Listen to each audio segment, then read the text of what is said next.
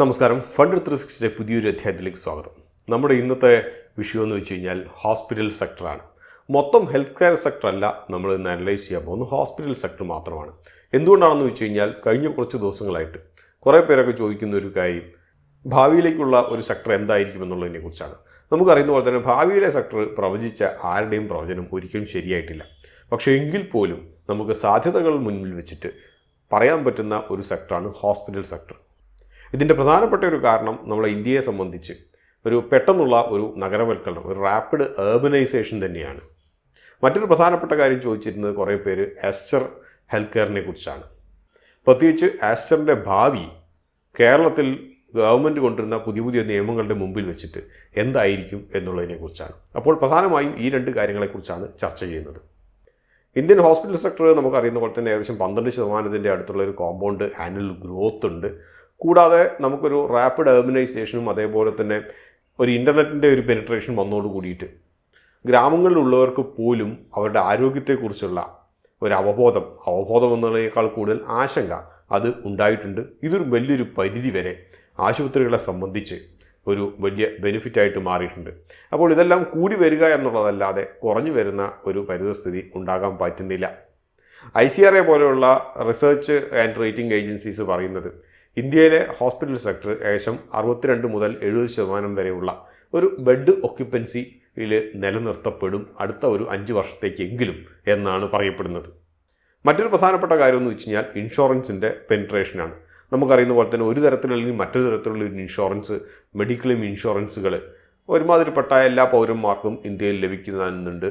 ആയുഷ്മാൻ ഭാരതോ അല്ലെങ്കിൽ ഈ പറഞ്ഞ പോലെ പല സ്റ്റേറ്റ് ഗവൺമെൻറ്റുകളും അവരുടെ സംസ്ഥാന സർക്കാർ പെൻഷൻ ജീവനക്കാർക്ക് മാത്രമല്ലാതെ പിന്നോക്കം നിൽക്കുന്നവർക്കും ഒക്കെ വേണ്ടിയിട്ട് പല പല പദ്ധതികൾ വഴി നൽകുന്നുണ്ട്. അപ്പോൾ ഇത് ഒരു വലിയൊരു പരിധി വരെ പ്രൈവറ്റ് ഹോസ്പിറ്റൽസിനാണ് ഗുണം ചെയ്യുക.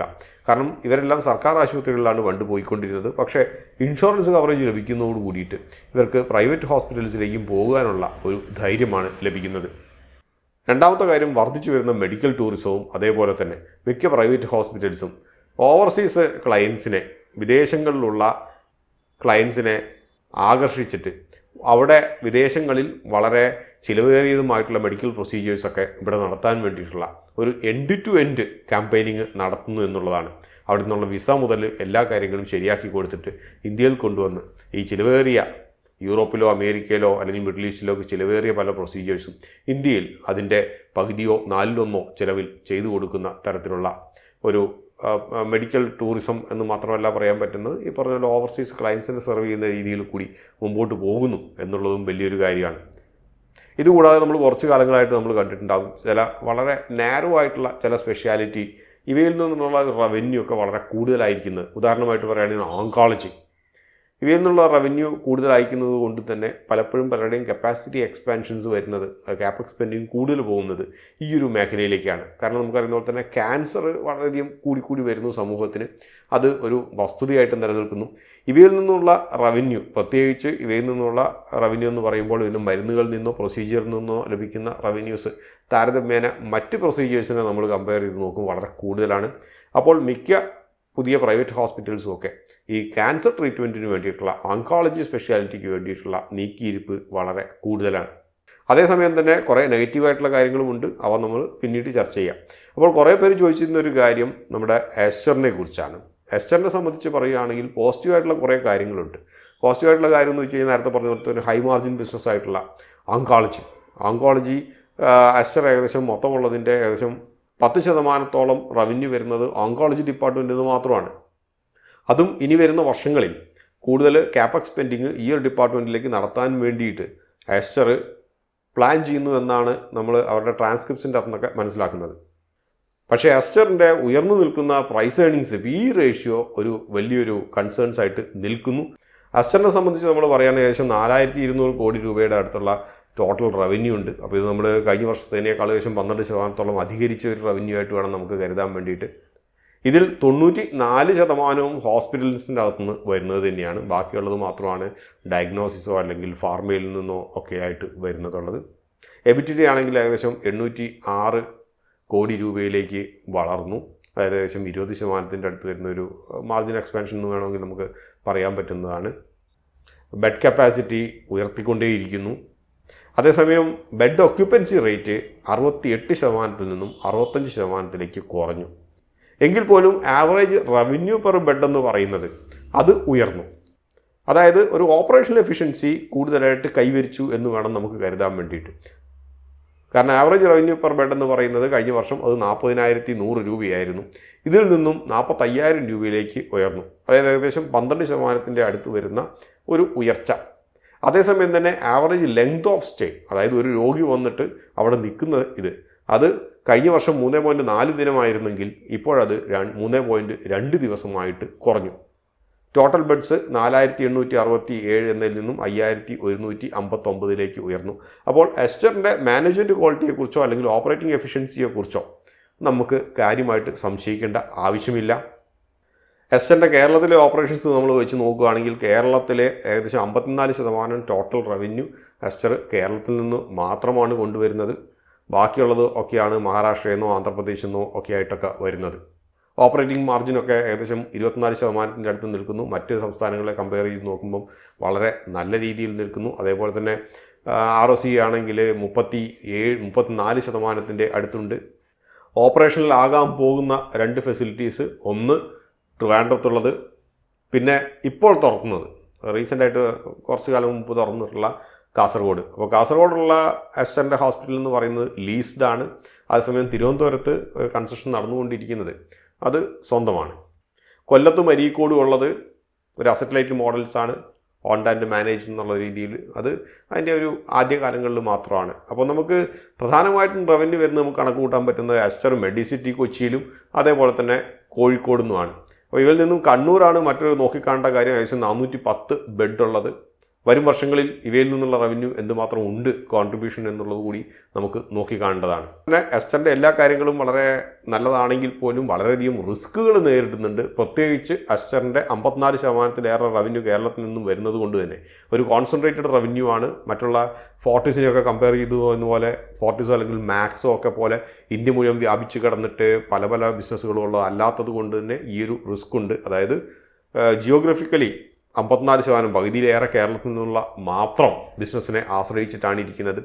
കേരളത്തിൽ കഴിഞ്ഞ കുറച്ച് കാലങ്ങളായിട്ടുള്ള കുറച്ച് കാര്യങ്ങളൊക്കെ നല്ലതാണ്, കുറച്ച് കാര്യങ്ങളൊക്കെ മോശമാണ്. അതിനകത്ത് മോശമായിട്ടുള്ളൊരു കാര്യം അല്ലെങ്കിൽ നല്ലതായിട്ടും മോശമായിട്ടും എടുക്കാൻ പറ്റുന്ന ഒരു കാര്യം എന്ന് പറഞ്ഞാൽ നമുക്ക് പറയുന്ന പോലെ തന്നെ കാസ്പാണ്. അതായത് കാരുണ്യ ആരോഗ്യ സുരക്ഷാ പദ്ധതി.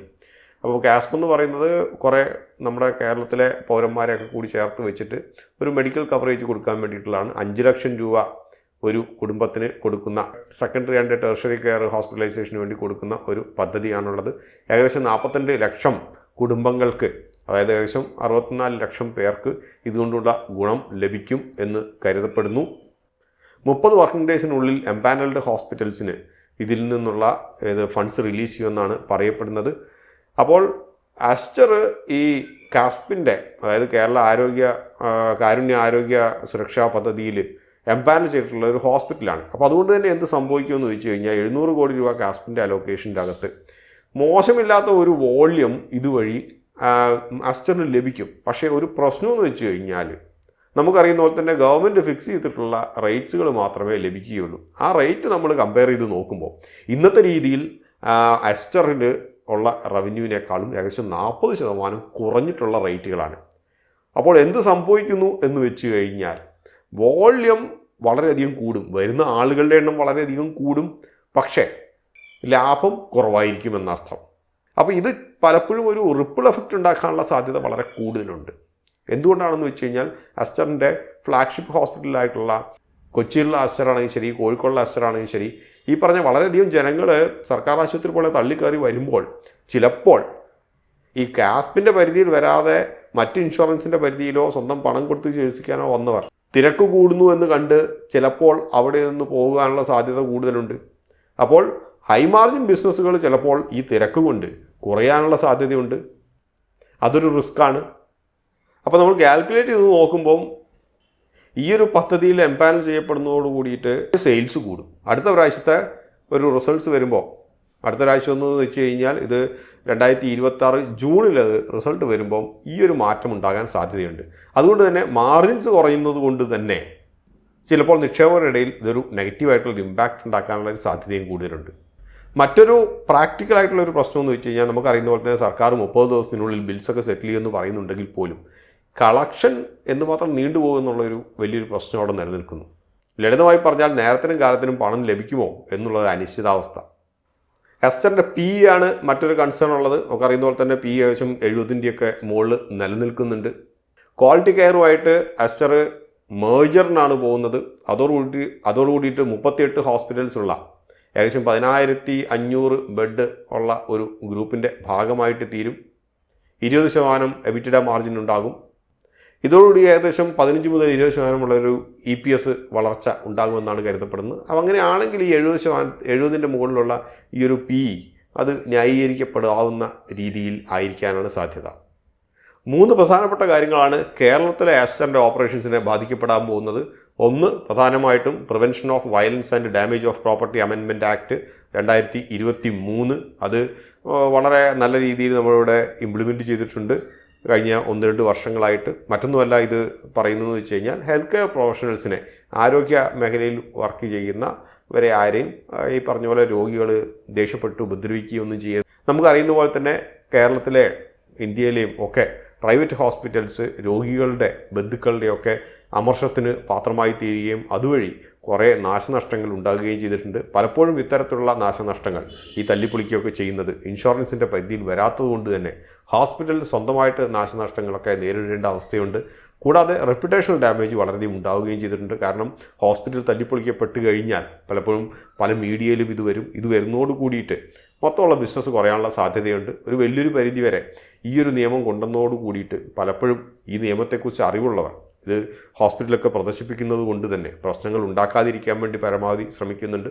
അപ്പോൾ അതുകൊണ്ട് തന്നെ ഒരു റെപ്യൂട്ടേഷണൽ ഡാമേജ് ഉണ്ടാകാതിരിക്കാൻ ഈ ഒരു നിയമം വളരെയധികം സാധിച്ചിട്ടുണ്ട്. അപ്പോൾ ആ ഒരു റിസ്ക് വലിയൊരു പരിധിവരെ പ്രൈവറ്റ് ഹോസ്പിറ്റലിനെ സംബന്ധിച്ച് ആ ഒരു റിസ്ക് ഇല്ലായ്മ ചെയ്യാൻ വേണ്ടിയിട്ട് ഈ ഒരു ആക്ട് കേരളത്തിൽ കഴിഞ്ഞിട്ടുണ്ട്. കേരളത്തിൽ ഇത് വളരെ നല്ല രീതിയിൽ നടക്കുന്നത് കൊണ്ട് തന്നെ നമ്മൾ കുറേ കാലങ്ങളായിട്ട് ഈ ഒരു ഹോസ്പിറ്റൽ തല്ലിപ്പൊളിക്കുന്ന പ്രതിഭാസം നമ്മൾ കണ്ടിട്ടുണ്ടാകില്ല.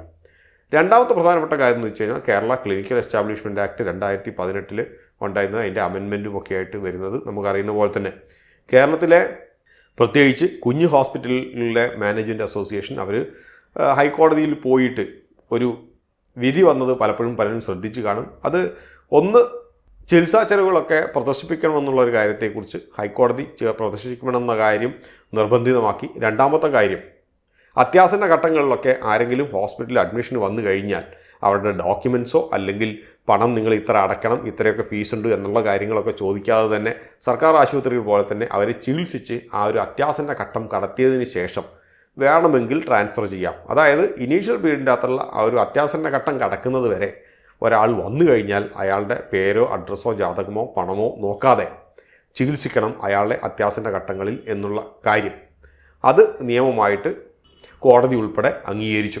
പലപ്പോഴും ഒറ്റ നോട്ടത്തിൽ നമ്മൾ ഇതൊരു വെൽഫെയർ ആയിട്ട് തോന്നുമെങ്കിലും അല്ലെങ്കിൽ ഹോസ്പിറ്റൽസിന് തിരിച്ചടിയായിട്ട് നമുക്ക് തോന്നുമെങ്കിൽ പോലും ഇത് തിരിച്ചടിയാകുന്നത് സത്യത്തിൽ ചെറിയ ഹോസ്പിറ്റലുകൾക്ക് മാത്രമേ ഉള്ളൂ. എന്തുകൊണ്ടെന്ന് വെച്ച് കഴിഞ്ഞാൽ ഒരു അത്യാസന്ന ഘട്ടത്തിൽ ഒരാൾ വന്നു കഴിഞ്ഞാൽ അത്യാസന്ന ഘട്ടം എന്നാണ് ഇത് കടന്നു കിട്ടുക എന്നുള്ളത് അറിയില്ല. അതുവരെ ഹോസ്പിറ്റലിൻ്റെ ഉത്തരവാദിത്വമാണ്. ഒരു ബെഡ് ഒക്യുപ്പൈ ചെയ്യപ്പെടുകയും ചെയ്യും. വലിയ ആശുപത്രികളെ സംബന്ധിച്ചാണെങ്കിൽ മിക്ക വലിയ ആശുപത്രികൾക്കും CSR ഫണ്ടിങ്ങും ഉണ്ട്. അപ്പോൾ CSR ഫണ്ട്സ് ചിലവാക്കുന്നത് മിക്ക ആശുപത്രികളും അവരുടേതായിട്ടുള്ള ചാരിറ്റബിൾ ഫൗണ്ടേഷൻസോ ഒക്കെ വഴിയാണ്.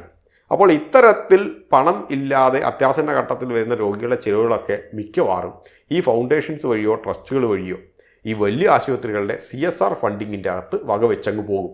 ഏതായാലും CSR ആയിട്ട് സ്പെൻഡ് ചെയ്യണം, അത് ഈ വകയിൽ പോയി. അതുകൊണ്ട് തന്നെ ഇത്തരത്തിലുള്ള ആശുപത്രികളുടെ പ്രോഫിറ്റ് മാർജിൻസിനെയോ പ്രോഫിറ്റിനെയോ ഒന്നും ഇത് കാര്യമായിട്ട് അങ്ങോട്ട് ബാധിക്കില്ല. പക്ഷേ കുഞ്ഞു ഹോസ്പിറ്റലുകൾ ആകെ 2-3 കോടി രൂപയുടെ മാത്രം സെയിൽസ് ഉള്ള ആശുപത്രികളെ സംബന്ധിച്ച് ഇത് വലിയൊരു ബാധ്യതയാണ് വരുത്തി വയ്ക്കുക. അതുകൊണ്ട് തന്നെ കാലക്രമേണ കുഞ്ഞു ആശുപത്രികൾ പൂട്ടിപ്പോകാനുള്ള സാധ്യതയുണ്ട്. അതുകൊണ്ട് തന്നെ കുഞ്ഞു ആശുപത്രികൾ പൂട്ടിപ്പോയി കഴിഞ്ഞാൽ താനെ ആ മേഖലയിലുള്ള വലിയ ആശുപത്രികൾ അവർക്ക് ഗുണകരമായി മാറും. അതുകൊണ്ടാണ് പറഞ്ഞത് ഈയൊരു കോടതിയുടെ വിധി പെട്ടെന്ന് ആശുപത്രികൾക്ക് ദോഷകരമെന്ന് തോന്നുന്നുണ്ടെങ്കിൽ കൂടിയും എസ്റ്റർ പോലത്തെ വലിയ ആശുപത്രികളെ സംബന്ധിച്ച് എന്തുകൊണ്ടും ഇത് ദീർഘകാലത്തേക്ക് നോക്കുമ്പോൾ നല്ലത് തന്നെയാണ്. മൂന്നാമത്തെ പ്രധാനപ്പെട്ട കാര്യം എസ്റ്ററിനെ ബാധിക്കുന്നത് മറ്റൊന്നുമല്ല, നമ്മൾ കേരളത്തിൻ്റെ ലേബർ മിനിസ്റ്റർ കഴിഞ്ഞ ദിവസങ്ങളിൽ പറഞ്ഞത് നമ്മൾ കണ്ടിട്ടുണ്ടാവും. അതായത് ആശുപത്രികളിലെ പ്രത്യേകിച്ച് പാരാമെഡിക്സിൻ്റെയൊക്കെ നഴ്സുമാരുടെയൊക്കെ ശമ്പളം 60% വർദ്ധിപ്പിക്കാൻ വേണ്ടിയിട്ടുള്ള ഒരു ഡ്രാഫ്റ്റ് ബില്ല് പ്രിപ്പയർ ചെയ്യുന്നു.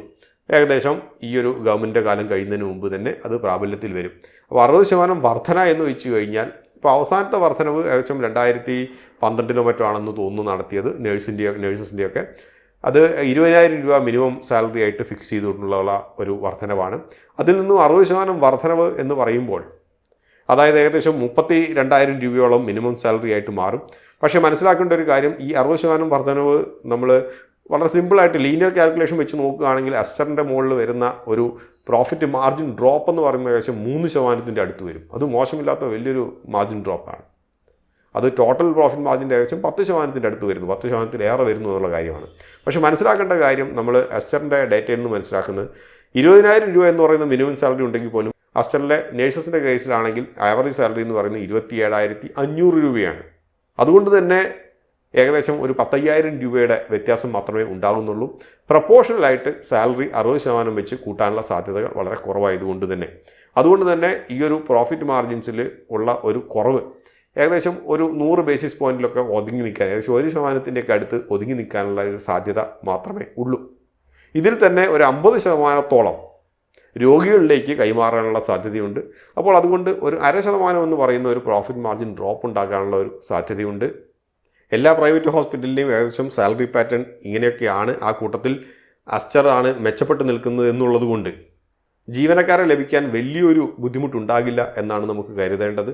മറ്റൊന്നും കൊണ്ടല്ല, പ്രത്യേകിച്ച് നഴ്സിംഗ് പ്രൊഫഷൻ്റെ അകത്തുള്ള 90% പേരും പ്രൈവറ്റ് ഹോസ്പിറ്റലിൽ നിൽക്കുന്നവർ വിദേശങ്ങളിൽ പോകാൻ വേണ്ടിയിട്ട് ഒരു എക്സ്പീരിയൻസ് ആയിട്ട് നിൽക്കുന്നവരാണ്.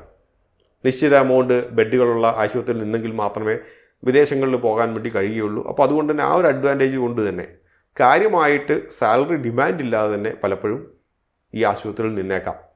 പ്രധാനപ്പെട്ട ഒരു കാര്യം മനസ്സിലാക്കേണ്ടത്, ഒരു 20% താഴെയുള്ള പ്രോഫിറ്റ് മാർജിനുള്ള ഒരാശുപത്രിയും ഇന്നത്തെ കാലത്ത് ഇന്ത്യയിൽ നിലനിൽക്കുക സാധ്യമല്ല. ചുവരില്ലാതെ ചിത്രം വരയ്ക്കാൻ കഴിയുകയില്ല എന്ന് ഋഷി സുനാക്ക് UK ഹോസ്പിറ്റലിനെ സപ്പോർട്ട് ചെയ്തിട്ട് പറഞ്ഞിട്ടുള്ളൊരു കാര്യം ഇന്ത്യയിലും ശരിയാണ്. കാരണം കാലാനുസൃതമായിട്ട് അപ്ഗ്രേഡ് ചെയ്യേണ്ടതോ മാറ്റങ്ങൾ വരുത്തേണ്ടതോ ആയിട്ടുള്ള ഇൻഫ്രാസ്ട്രക്ചറുകളും മെഷീനുകളും ഹോസ്പിറ്റൽസിന് വളരെ അത്യന്താപേക്ഷിതമാണ്. ഇതെല്ലാം യാഥാർത്ഥ്യങ്ങളാണ്, ആരും ക്രിട്ടിസൈസ് ചെയ്യാൻ വേണ്ടിയിട്ട് പറയുന്നതല്ല. അടുത്തായിട്ട് നമുക്ക് അസ്റ്ററിൻ്റെ ഇൻവെസ്റ്റ്മെൻറ്റ് ഡിസിഷൻസിലേക്ക് വരാം. 2-3 മാസത്തേക്കൊക്കെ ഒരു ക്വാർട്ടറിലേക്കൊക്കെ നിക്ഷേപിക്കുന്നവരെ സംബന്ധിച്ചാണെങ്കിൽ അസ്റ്ററിൽ നിന്നും വിട്ടു നിൽക്കുന്നതായിരിക്കും നല്ലത്. പക്ഷേ ലോങ് ടേം ഇൻവെസ്റ്ററെ സംബന്ധിച്ചൊക്കെ ആണെങ്കിൽ, പ്രത്യേകിച്ച് ക്വാളിറ്റി കെയറിൻ്റെ അക്വിസിഷനും ഇതോടുകൂടി ഉണ്ടാകുന്ന ഒരു വാല്യുവേഷൻ ഒരു ന്യായീകരിക്കപ്പെടുന്ന രീതിയിലും എത്തിപ്പെടുന്നത് കൊണ്ട് അവർക്ക് ഈ അസ്റ്റർ നിങ്ങളുടെ വാച്ച് ലിസ്റ്റിൽ ആഡ് ചെയ്യപ്പെടാവുന്നതാണ്. പ്രത്യേകിച്ച് ഏകദേശം ഒരു 550-575 എന്ന വില നിലവാരത്തിലൊക്കെ വേണമെങ്കിൽ, കാരണം അതൊരു 20x FY27 എബിറ്റയുടെ ഒരു ഏകദേശമൊക്കെ ഒരു അടുത്തൊക്കെ വരുന്നത് കൊണ്ട് തന്നെ, അപ്പോൾ അതുകൊണ്ട് തന്നെ ഏകദേശം റിസ്ക് റിവാർഡ് ആ ഒരു ലെവലിലൊക്കെ കുറച്ച് ഫേവറബിളായി വരും എന്ന് കരുതപ്പെടുന്നു. കാരണം നമ്മളൊരു മുൻപോട്ട് നോക്കിക്കാണുമ്പോൾ അടുത്തൊരു 1-2 ക്വാർട്ടറിലൊക്കെ ഏകദേശം ഒരു 2% അടുത്ത് വരുന്ന ഒരു മാർജിൻ ഡ്രോപ്പാണ്, പ്രോഫിറ്റ് മാർജിൻ ഡ്രോപ്പാണ് നമ്മൾ കാണുന്നത്. മറ്റൊരു പ്രധാനപ്പെട്ട കാര്യം, ഒരു 5%-ലേറെ നിങ്ങൾ ഈ ഒരു സ്റ്റോക്ക് നിങ്ങളുടെ പോർട്ട്ഫോളിയോയിൽ ആഡ് ചെയ്യാണ്ടിരിക്കാൻ നോക്കുക. കാരണം ഈ ഒരു ജോഗ്രഫിക്കൽ റിസ്ക് വളരെ കൂടുതലാണ്. പകുതിയിലേറെ റവന്യൂ ഒരു ഒറ്റ സ്റ്റേറ്റിൽ നിന്ന് മാത്രം വരുന്നു എന്നുള്ള ഒരു റിസ്ക് അവിടെ നിലനിൽക്കുന്നു. അത് എത്ര നല്ല ഓപ്പറേറ്റിംഗ് എഫിഷ്യൻസി ഉള്ള സ്റ്റോക്കുകളാണെങ്കിലും ആ റിസ്ക് തന്നെയാണ്. എക്സ്ട്രീംലി ഷോർട്ട് ടേം ഇൻവെസ്റ്റേഴ്സിന് ഈ ഒരു സ്റ്റോക്ക് പറ്റുന്നതല്ല ഇന്നത്തെ വില നിലവാരത്തിൽ എന്നാണ് പറയാനുള്ളത്. എന്തുകൊണ്ടാണെന്ന് വെച്ച് കഴിഞ്ഞാൽ വലിയൊരു ക്യാപെക്സ് സ്പെൻഡിങ് നടത്താൻ പോകുന്നത് ട്രിവാൻഡ്രത്തും അതുപോലെ കാസർഗോഡുമാണ്. അപ്പോൾ ഇതിൻ്റെ ഈ ക്യാപെക്സ്, ഈ ചിലവാക്കുന്ന പണം ഒന്ന് അബ്സോർബ് ചെയ്തിട്ട് ഇതൊന്ന് ക്യാപിറ്റലൈസ് ചെയ്ത് വരാൻ വേണ്ടിയിട്ട് ഏകദേശം ഒരു 1.5 വർഷം എടുക്കും. അതുകൊണ്ട് തന്നെ ലോങ് ടേം ഇൻവെസ്റ്ററെ സംബന്ധിച്ച് ഇത് ഒരു മോഡറേറ്റ് റിസ്ക് ഉള്ള ഒരു സ്റ്റോക്കാണ്. അതേസമയം തന്നെ മാക്സ് ആകട്ടെ, ഫോർട്ടിസ് ആകട്ടെ, അല്ലെങ്കിൽ നാരായണയാകട്ടെ, ഇവയെല്ലാം വാല്യുവേഷൻ വൈസ് ഈ ഒരു കമ്പനിയെക്കാളും കുറച്ചും കൂടി മെച്ചപ്പെട്ടതാണ്. പക്ഷേ ക്വാളിറ്റി കെയറിൻ്റെ അക്വിസിഷനോട് കൂടിയിട്ട് ചിലപ്പോൾ അസ്റ്ററിൻ്റെ അകത്ത് പെട്ടെന്നുള്ളൊരു സർജ് അടുത്ത വർഷം ഉണ്ടാക്കാനുള്ള ഒരു സാധ്യത ഉണ്ട്. കുറച്ചൊരു ദീർഘമായിട്ടുള്ളൊരു വീഡിയോ ആയിരുന്നു, പക്ഷേ എങ്കിൽ പോലും നല്ല രീതിയിൽ കുറച്ച് കവർ ചെയ്യാൻ കഴിഞ്ഞു എന്ന് കരുതുന്നു. മറ്റൊരു അധ്യായത്തിൽ നമുക്ക് വീണ്ടും കാണാം. അതുവരെ നന്ദി, നമസ്കാരം.